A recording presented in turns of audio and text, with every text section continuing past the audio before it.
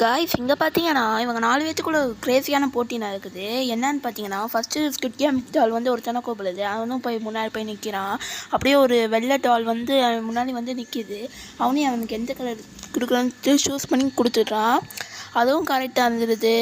அப்படியே squid game டால் வந்து திரும்பி பார்க்குது. அது கரெக்டுன்ட்டு அவனை போக ஊற்றுச்சு. அவன் வின் ஆகிட்டான்.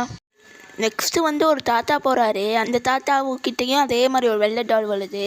அதுக்கடுத்து அந்த தாத்தாவும் கலர் சூஸ் பண்ணலான்ட்டு பார்க்குறாரு. அந்த ஃபஸ்ட்டு ஊற்றின கலர் வந்து தப்பாயிடுச்சு. சரின்ட்டு சீக்கிரமாக வேறு கலர் கொடுத்தாரு. அது கரெக்டாக அதுவும் தப்பாயிடுச்சு.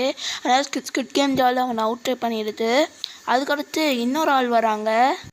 அது யாருன்னு பார்த்தீங்கன்னா வேற யாரும் இல்லை, நம்ம கிராணி தான். அதே மாதிரி கிராணி முன்னாடி ஒரு வெள்ளை டால் வந்து நிற்குது. கிராணியும் மஞ்சள் கலர் அமைக்கிறா.